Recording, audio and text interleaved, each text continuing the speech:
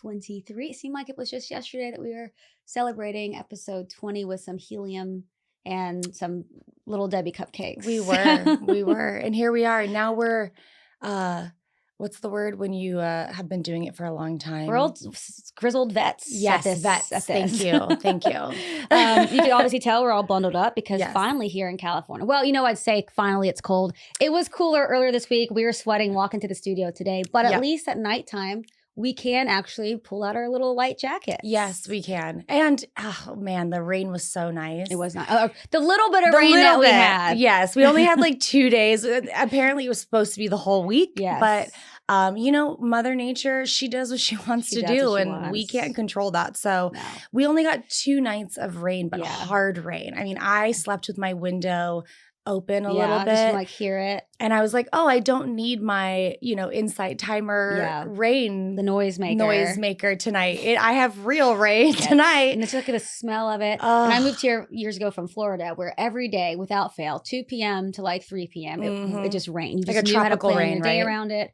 And living there, it was just annoying because your days would just get ruined by rain. But now living here, you just you crave it. Bring it to us. Oh yeah, it's so nice. I miss it. Hopefully we get more. But yes. Well, how's your week been? My week has been interesting. Yeah. I've been working with a client, and long story short, things happened, and we were supposed to have like a full 8-day trip, and 3 days before it was canceled. Yay! So, we love when plans get canceled last minute.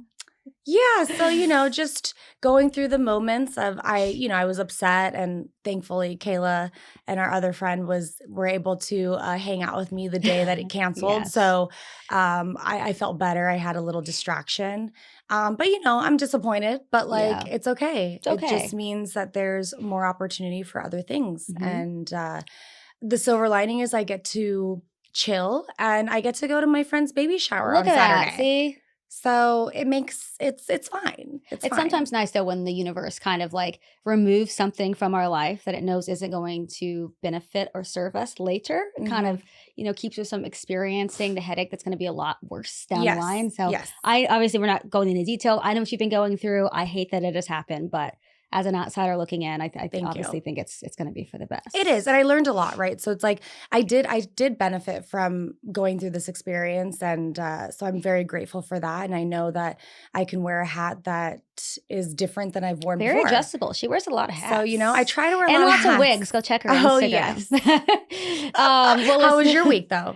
It was good. I don't really feel like it's kind of been a lot of the same. I've been working on my memoir, which is now I've been working with a publisher and a literary agent who's kind of had me kind of change the direction where it's going. So was working on a book proposal, which is a lot more work than you would ever think it was. So now I'm just kind of sitting and waiting for them to be like, yes, we love it. We want to buy it. Let's shop it around and let's become a writer. I cannot wait, you guys. Once she's able to tell you the details, you're gonna die. It's gonna be so good. I love the shift, so I can't wait for you to share it with everyone here. TBD. Yeah. Listen, Vanessa and I, beyond all of our work, book, and just personal life drama and excitement, we're still kind of recovering from something we did last week. That is the Black Phone 2 premiere. Yep. The after party, which we'll get into that a little bit. What else were we talking about? Here we go again with my cards. Are they not right? No, this is my fault. Because okay, great. We were going. Thank goodness. Thank goodness. Also, we talked about AI trying to replace actors, but thankfully California is putting a stop to that noise. And so, let's get into it, starting with something that was a little bit sad, but bittersweet, that we can all say that we lived on this planet at the exact same time as this icon. We did lose the one and only Diane Keaton this past week at 79 years old. We did. One of Hollywood's true originals. Maybe one of the most authentic people ever, and also one of the most authentic people to ever rock a turtleneck. Yes. Make it cool. Yes. Made it such a vibe with so many different looks. Love it. Everything. And for those of you who don't know who Diane Keaton is, and if that's the case, oh my God, I'm sorry. She was an Oscar winner for Annie Hall. Totally changed the game for quirky female leads. Starred in The Godfather, Red, Something's Gotta Give, First Wives Club. Director for Heaven, Hanging Up. Published multiple memoirs and photography books. Obviously a style icon.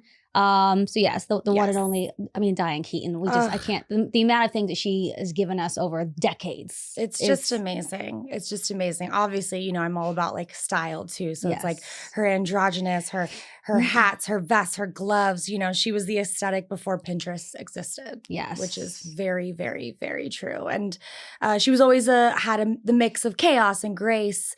And you could tell that she never tried to fit in. She just let the world adjust around her. And that right there is something I feel like we could all use right now. Yeah. Especially with social media and everything just being so saturated. It's just to not forget that. And it's like everyone now is like trying to be famous. And it almost feels like Diane Keaton just kind of tripped and fell accidentally into fame, and it just worked. And then she just spent decades kind of at the forefront of the industry. Like in a world where like being weird worked, and she wasn't like trying too hard to be that. Absolutely not. I even I was in San Francisco with my family this past weekend when we found out the news, and it was interesting. I saw a clip from Reese Witherspoon because she was her mentor. Yeah. She met her at 15 years old. Love that story. And at the end, she gave this beautiful speech about Diane Keaton. And at the end, she just said, you know, all you can do is go watch one of her movies and pay homage and find the quirkiest little outfit, piece together an outfit, and also pay homage to how much of a style icon she was. And so I did. I had this like little shirt that I wore to a baby shower and had this little vest or the corset. Oh yeah. And I just was that in honor of Diane Keaton? That was. Oh, I saw the outfit. Oh, that's cute. Yeah. I was like, I wonder like where that I was like, you know inspired what? from. And I had worn the shirt the day before, but I was like, whatever, I'm gonna wear it again and I'm gonna put this on. And I love that. I'm just gonna be a little inspired from what I had in my suitcase, obviously. Yeah. And one of my friends messaged me and was like, oh my God, this is giving Annie Hall. And I'm like, yes. Oh my God, that is like, I was like, thank you so much. So yeah, she will be missed, but never forgotten because movies will live on after us. So. Yes, but I don't think there ever will be another Diane Keaton. No. You know, people might try to imitate her, but there's only one. Absolutely okay, so you just mentioned Annie Hall. Would you say that was one of your favorite Diane Keaton? Yes. Okay. I mean, obviously, First Wives Club. Hello. Yes. I mean, you know, that yeah, scene. like you just can't. Like that is amazing. But yes, Annie Hall was just such a good film. I watched it recently just to refresh myself, and it's so good. Woody Allen, who plays Alvy Singer, and I remember I was telling Kayla earlier that there's one scene in there where when they first meet and she drives him because she has a car and he doesn't. And so he hops in and she's driving crazy like all over town. And it just always reminds me of the first time my sister came into Los Angeles when I first moved here. And you know, you got to be aggressive in LA. So you learn that very quickly. Defensive driver is the only way to go. Yeah. And I just remember my mom, my sister, like gripping, like seeing white knuckles, like gripping on the seats or like holding the little handle up above and like kind of like bracing themselves. And I'm like, what? Meanwhile, I'm just like, boom, boom, get out of the way. Like using your horn, all the things. So yeah, it was a nice reminder. But yeah, that movie is amazing. What about yours? What's your favorite? I obviously love First Wives Club. Love the book club, which is more of a recent one. But I think one thing we talked about this with Diane Keaton, I mean, we're in our mid-30s. And when we first started, I mean, obviously The Godfather was what put her on the map. And please don't cancel watching us for admitting this. Neither one of us have really like sit down and like in its entirety. Yeah. Like I remember like growing up and watching like my dad or brothers have The Godfather on, but I never sat down and just watched The Godfather, which I think we need to go do that one night. We should do like a whole weekend of just like Godfather. Do not disturb our phones and just like watch the God. Yeah, there's I wanted to say trilogy, but it's not. There's more, right? 2, 3. Anyway, The Godfather movies. But the fact that's where she got her start. But I think for us, when we started watching Diane Keaton movies, she was already kind of like this matriarch figure. Like she already was like older, you know, an older lady. But she always made like getting older seem so cool and classy and sexy and fun, and made me like, okay, screw my 30s. Like let me get to being like Diane Keaton level of iconic and rocking that sexy silver hair. You know? And I don't know how old they were in like Annie Hall. They probably weren't in their 40s yet. But I do know that Woody Allen's character did play a 40-year-old. Yeah. So like back then, you know, it's like you said, they were already up there. Yeah. Now when we think about, you kind of mentioned it earlier, when the TikToks and like, you know, it's easier now for people, I think, to get discovered because back then there wasn't there weren't the platforms like YouTube and TikTok and where people do get discovered. But I think the harder part also was that there was only like, again, the one. You know, it was like, even with artists, you know, you had a Britney Spears and a Jessica Simpson, a Christina Aguilera. Now there's 25 of them that are on stage every. And you just had, you know, the screen in a theater, the stage. You could actually go to the stage. You couldn't just sit on auditorium TikTok. or, you know, or you had a stage at like a VMAs or something where you're performing. Like those were like the 3 kind of like big platforms that you could become a star. Where now, like we said, I mean, you could become a star right in this little box on our phone. Do you think though, like right now, I mean, I'm sure there are, but do you think we have actors like on that caliber of the Diane Keatons now, or has Hollywood gotten way too curated? You know, where it's call me, you know, bias. But I do think that my friend Leighton Meester does resemble her a lot. Like you mean like in her style? In her acting. Would she say that she like uses her as like an influence in her acting? I don't know if she does. But like to me, like when I think of her, I do think of I do think of that, and it's like I see her playing like these quirky roles. Also, she's an amazing like horror film actress as well. But like in those quirky moments, I'm like, I do see I see that resemblance. So I don't know, maybe she doesn't even think that, but like she probably would be honored that you even said that. To be compared to Diane Keaton. Yeah, I was like, it does remind me a lot of Leighton. Like it's so But I mean, I would like to think we are. Yes, we are. But back then, again, like the Jane Fondas, you know, But I mean, they're still. I mean, they've been around. I mean, they of course, they've been around. Yeah, we'll see who takes that those crowns for years to come. But it might be Vanessa Curry. I would love to think that. I would absolutely. I would be honored. When we're like 50, 60, 70, they're like, oh my God, that Vanessa Curry, icon. She's wearing those quirky outfits. We're gonna start wearing. Like no one's gonna like. Everyone's gonna be like, what the hell is she wearing? I'm like, it's Diane. And if you don't know, then get out of my face. Exactly. Well, RIP to a woman who made being offbeat look timeless. Diane, thank you for everything you've given us. We love you. Yes. Love you deeply. All right. Now on to Black Phone 2. I'm so proud of her. So like a week before we went and saw, since the beginning of this podcast, 23 episodes ago to now, she has come such a long way with her, what's the word? Her fear of horror. Her acceptance, her bravery, not fear. I love her that. bravery. She is now. Let's turn that into a positive. Been open. It went from her watching The Substance with the blinds open. That was her horror movie. I will slap her. Wait, what was it? What you watched after that? You'd watch a couple horror movies. Well, I mean, I watched Megan. Oh, we saw Megan, but like, yeah. But Black Phone, we saw the first Black Phone together a couple weeks ago. We were hanging out with her friend during her new recovery, and you seemed to enjoy it. I did. And people may laugh at me when I say this, and maybe I'm so wrong, right? But like, it did seem as a very rated RRR, like Law and Order SVU episode she to kept me. Comparing it to Law and Order because like SVU. I've always watched Law and Order SVU, and it's like, you know, if you know Law and Order, you know what it's about. And you know, this guy is over here like stealing little kids and doing God knows what with stealing them. Little kids. So you know, it kind of gave me that effect, but just way scarier. Yes. It's like way scarier because it's longer, right? Law and It's Order's, longer. So, Law and Order's an hour. This around. is like 2 hours. Like I have to stick around and watch these kids go through it. You know, I did notice when we were watching the first one, you had like a lot of reason to keep getting up and going to the kitchen or like leaving the room. So maybe that was your way of like. I was also playing nurse. You were, but maybe I was really into playing my nurse role for my friend because subconsciously you knew like you had to kind of. It got me away. Again, it was like during the day when we watched it. There was even a glare on the TV. I remember I was like, should we close the blinds because I can't really see. Wow, are you sure about that? It's baby steps. It is. It's baby steps. It is. So wait, what did you think overall of? Yeah, so the second one actually is when is this episode? What's tomorrow's date? Tomorrow. So this weekend. This weekend. Today. This is coming out today. So Black Phone 2 is. Oh yeah, because tomorrow's the 17th. Yes. So it comes out today. Black Phone 2 will be in theaters. Yes, I do recommend if you haven't seen the first one, you need to go back and see the first one. Yes. It's not one of those sequels you can kind of jump into. It also fast forwards several years, so the kids are like grown up now. So, but yeah, what did you think about it overall?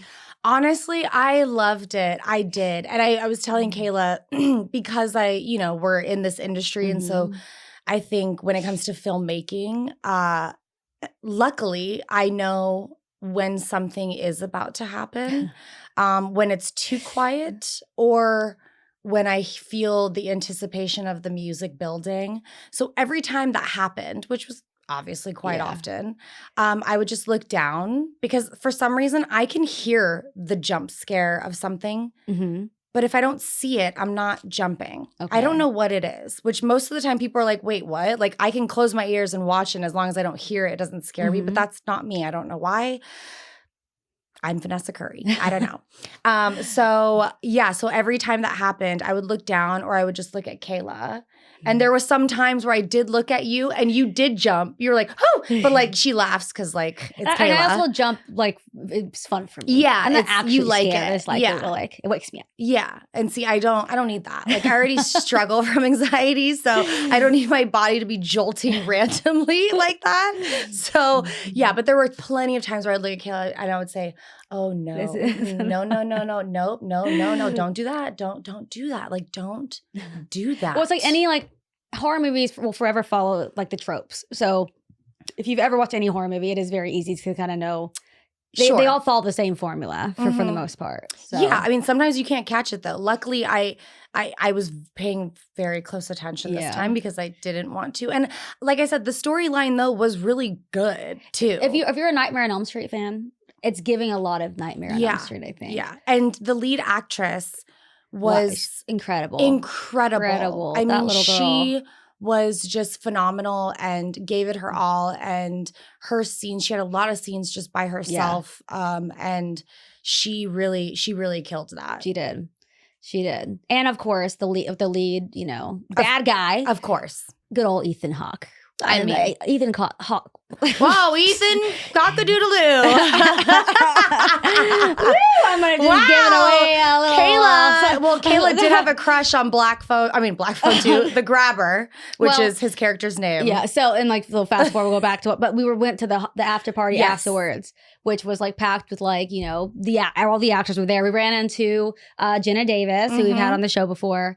And then someone, this guy I know goes, oh my God, Ethan Hawke is just sitting over there at the table. And I'm like, all right, listen, I feel at these big Hollywood after parties, I hate being the one who asks for photos because then it looks like we don't belong there too. I don't ever like looking like a fan. But there's a few people that I don't mind looking like a fan for. Right. Ethan Hawke is one of them. When am I ever going to be in a room with him again? So we walk around, we see him sitting there. And I'm like looking at Vanessa like, I should just say hi. And I'm like, should I ask to take a picture? She's like, no, just like shake his hand and say like how much you enjoy him and you're a fan and like he'll probably appreciate that more. And I was literally like trying to get myself wrapped up for it and I was about to go in. And then all of a sudden, Anna Lore, who played the mother of the kids in this movie, who's a friend of mine, I've been trying to get her attention all night. She comes up behind me and we take a picture. I look over and Ethan Hawke is gone. And I was like, what? And I was dying because I just knew how much this meant to her. And obviously I wasn't paying attention too because, I mean, we're so good if like something's going on with one of us, we're going to film it for each other just to have or take photos or whatever. So I got my phone out really quickly and I was filming her take pictures with her friend. And then all of a sudden we look over and I'm like, oh, fuck, he's gone. And nowhere to be found. Didn't even come up to her and grab her later. No. You got to do like that. Oh, Vanessa. You're like, you're 2 for 2 today.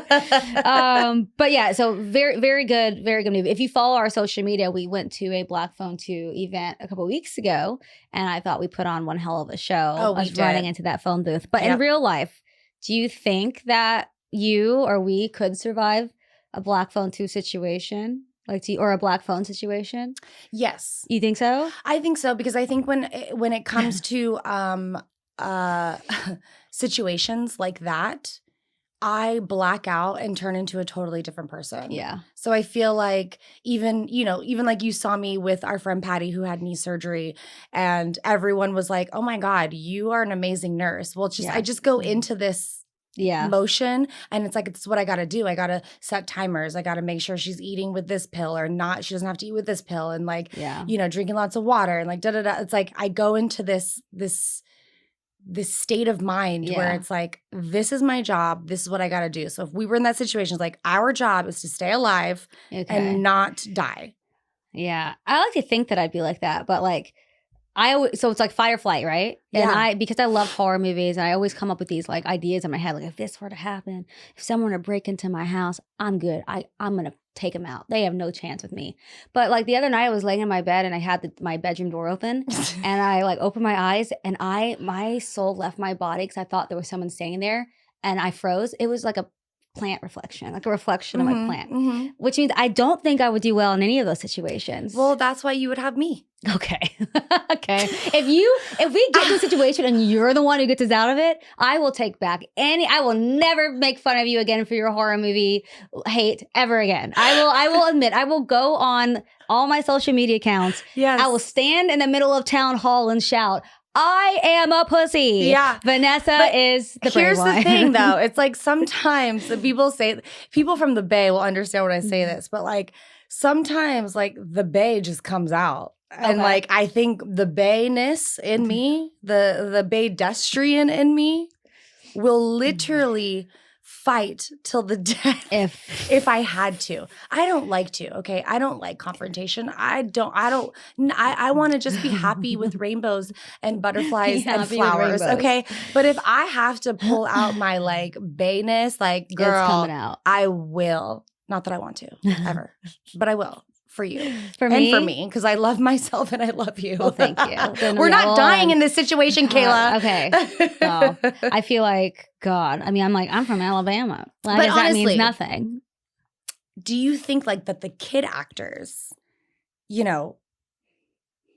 are struggling when it comes to doing films like that? Okay, so here's what's funny. I don't know if y'all saw the Pennywise, the new one with Bill Skarsgård, the new It movie. Obviously I didn't. And so, I thought you were going to say, obviously I did. I'm like, okay, obviously. Which, by the way, Welcome to Derry, the new TV show version of it is coming out on HBO Max on the 26th, I think. 24th or 26th. Anyway, so one of my first favorite horror movies of all time, when the first one I ever saw was Stephen King's It. I was a very small child, shouldn't have been watching it. And for like years after, I was afraid of clowns. Now I'm obsessed with clowns. I dress up as clowns. But there was a really cool story that Bill Skarsgård and the kids were saying when he played Pennywise, that after they did a scene, because he was so scary, he'd break character, sit down with them in costume and make sure they were okay. Are y'all okay? Like, just to make sure that. And I have a feeling Ethan Hawke probably did something similar on the first one. The kids are older now; they know him. But I do wonder, like little kids, like even with Jenna Davis, who played, this scary doll. The first one was scary. Even said she doesn't like scary movies. She's typically scared of them. Yep. And so, but a lot of times these kids do get put into these roles who don't like horror movies. So it would be interesting what kind of like maybe counselors they have to talk to after being in these scenes with these people. Yeah. I mean, I will say I filmed a movie in India called Behind the Trees, and we had a child actor, and she was not maybe like 10, like she was very little, but and the whole thing was, basically like exorcisms, sort of, if you want to say.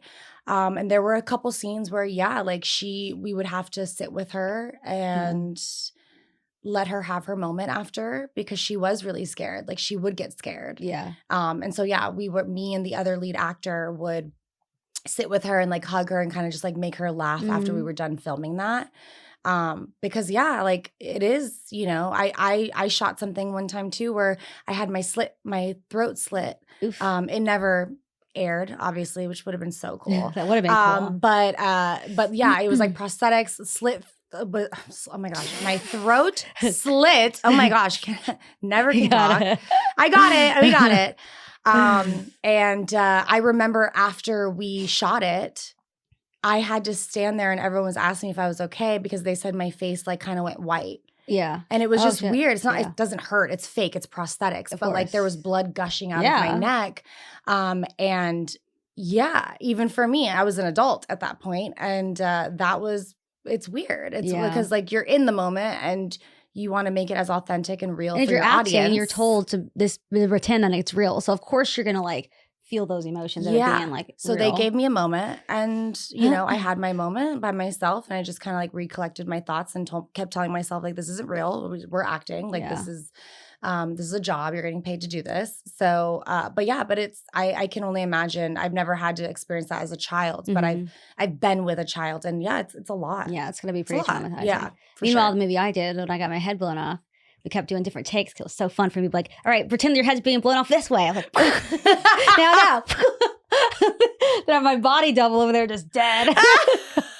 Of course. I'm like, I need therapy. And she's like, do it again.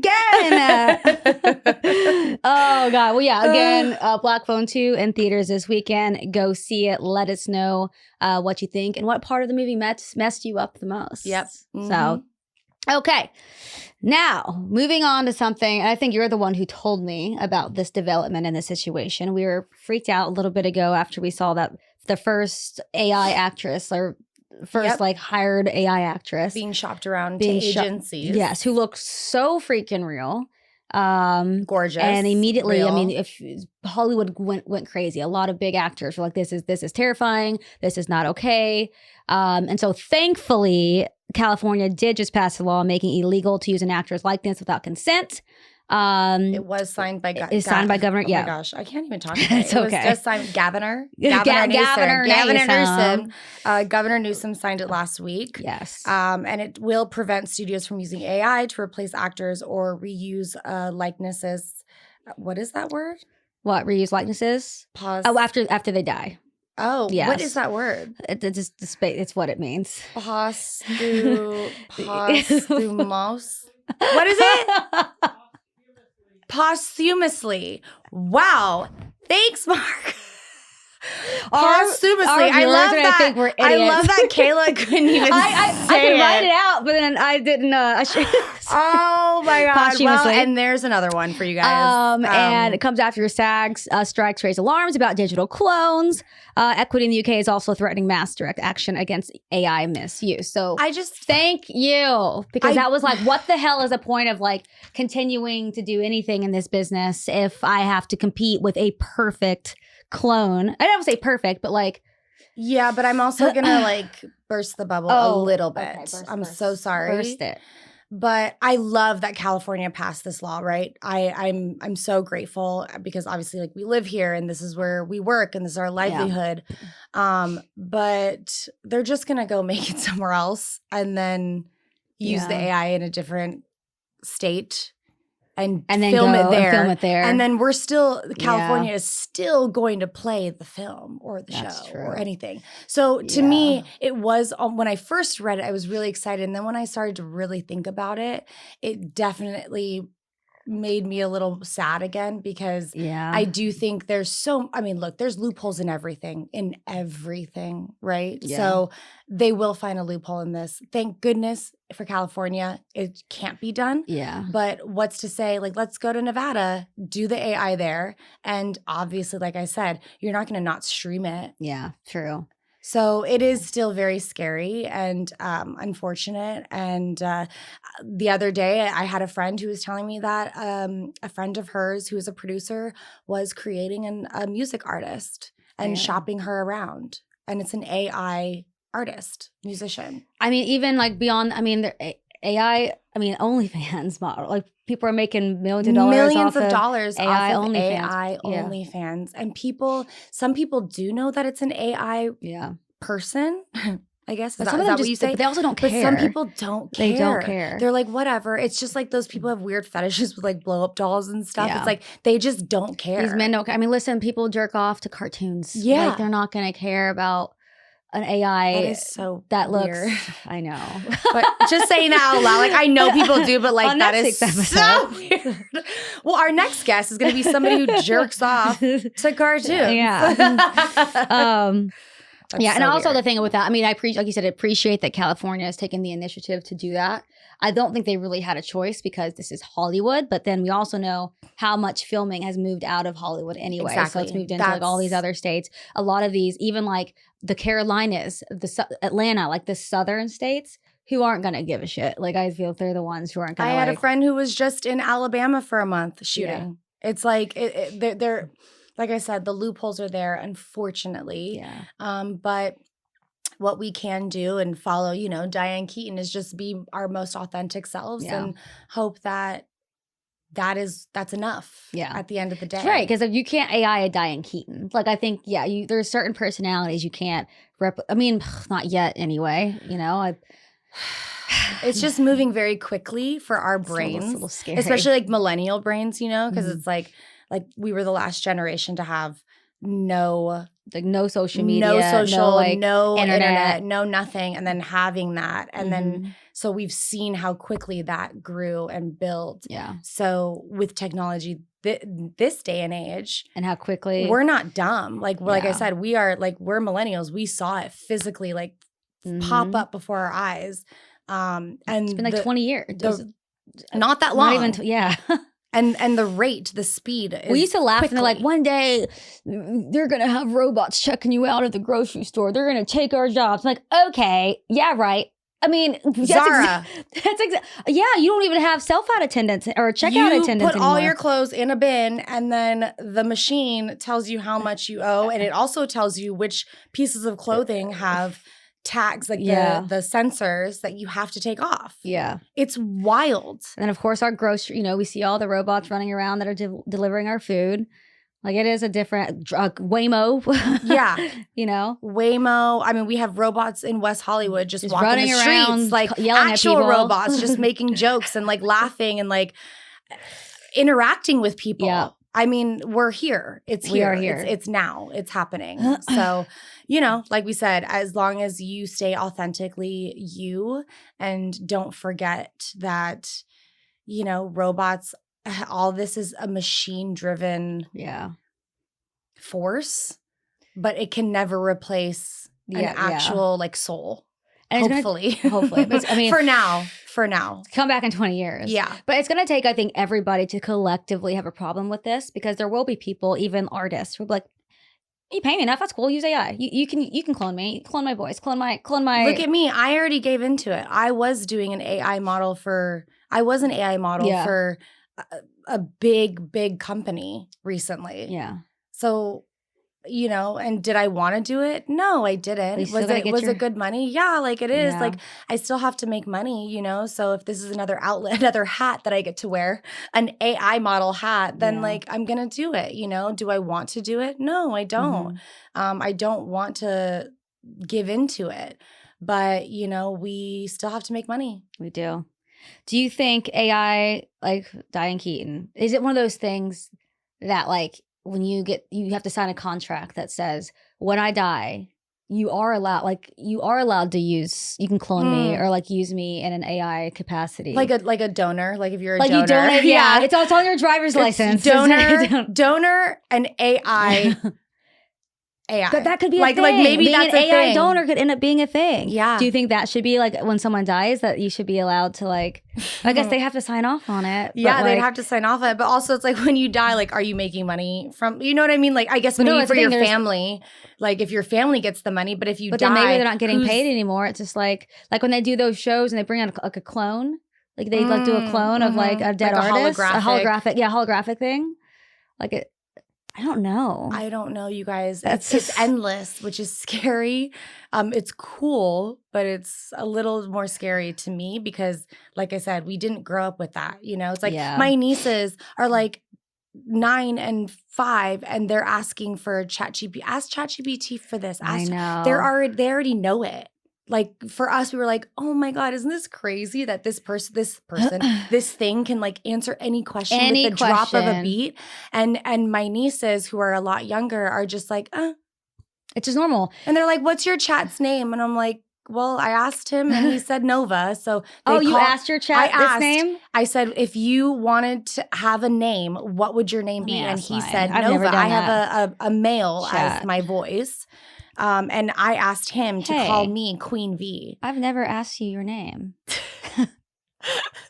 And so now from now on, my Nova, my chat, always calls me Queen V, even if he's talking to me or typing back to me. But you can call me whatever you want. Whatever. What's funny with Vanessa, she sent me a voice note yesterday, and I can't remember what you said. You said, I'm whispering this because I don't want my chat to think I'm being mean. And then because also they are kind of fighting back a little bit to their owners. Well, it's like my captions, like I ask it for caption, like inspo and things like that. And like I've learned other people's, and like theirs are way cooler. Kayla's, okay, sorry. I don't want my chat to hear me. But Kayla's chat GPT is way cooler than mine. Does that just mean I'm cheesy? Like, am I a cheesy person? Because sometimes they're cheesy and I'm like, bro, cooler, dope, like not cheesy. I say it over and over again and I still get cheese. So sometimes I'm just like, hey, Kayla, nice to officially meet you that way. You can just call me GPT-5. But if you want something more personal, I can pick a name that fits the vibe of our partnership. Would you want me put it to the microphone? Professional, like Alex or Harper. Creative, like Echo or Lumen. Or mischievous, like Rogue or Bite. You pick the tone and I'll choose the name. That's so crazy. Also, I didn't choose that accent. Wait, yeah, I'm like, also, why do you have a really beautiful accent? I mean, don't get me wrong. I love my Nova, but he sounds like our friend Cole. I've told you that. Cole knows this. I tell him all the time. My chat GPT sounds like Cole. And then my friend Mariah, her chat GPT sounds like her husband Leonard, who is a tall black man. I don't know who that sounds like. I'm not hating it though. I love that. Like what? Okay, well, I'll talk to them offline. Wait, but what are you feeling for the name? I don't know. Yeah, I'll have to think about it. I think I like Echo. I like Echo. Echo's cool. Yeah, maybe. Harper was cute too. I was saying, I've been watching like all these TikToks of professors getting so pissed off in their classes when they're realizing that their students are using ChatGPT or like AI to help write papers or answer questions.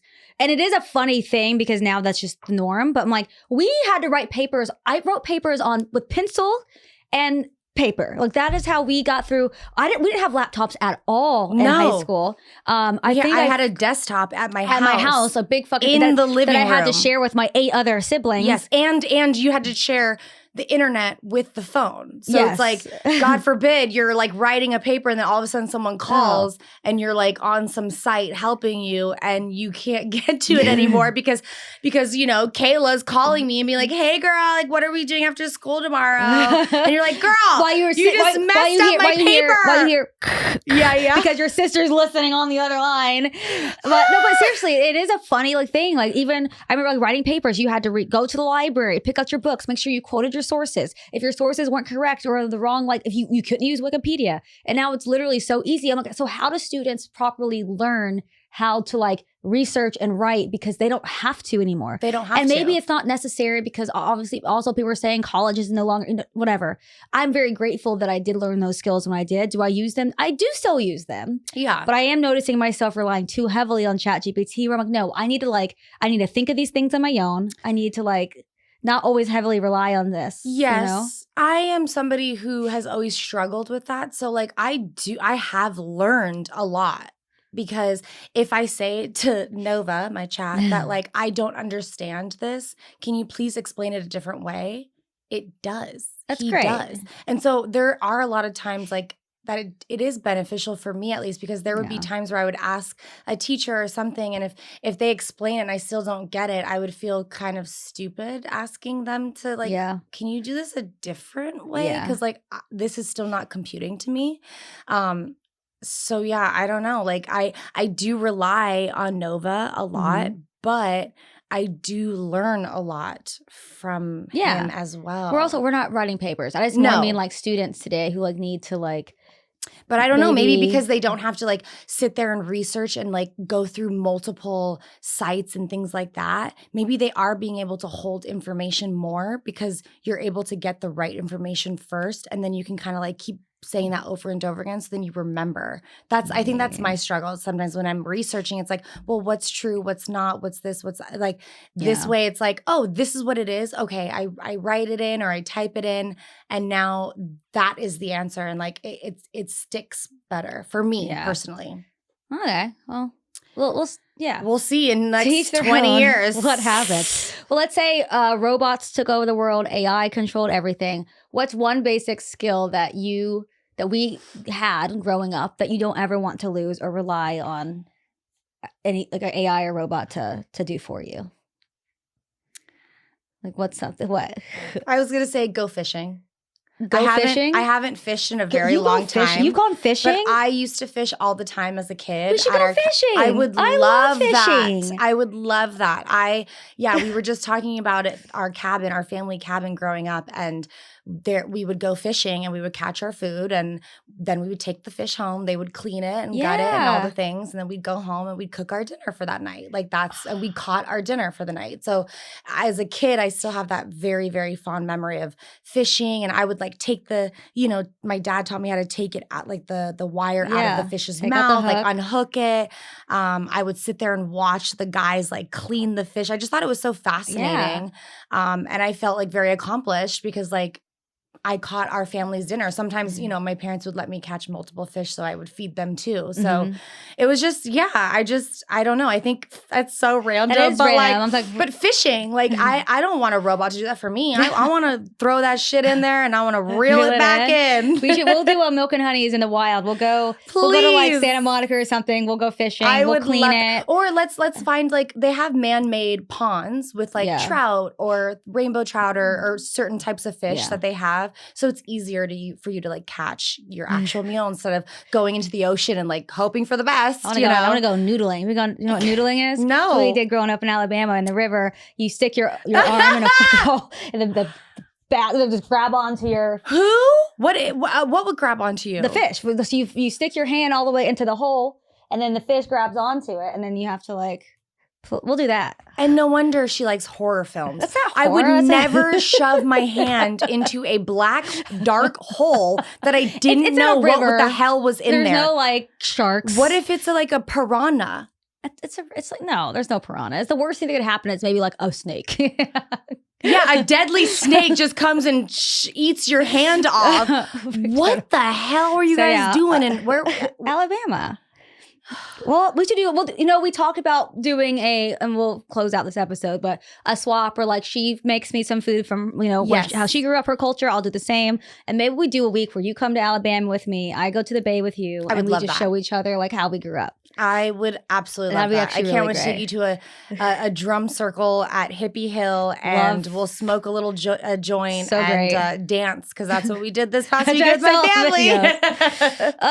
Well, all right, everybody. Well, thank you for joining us for this episode. Yes.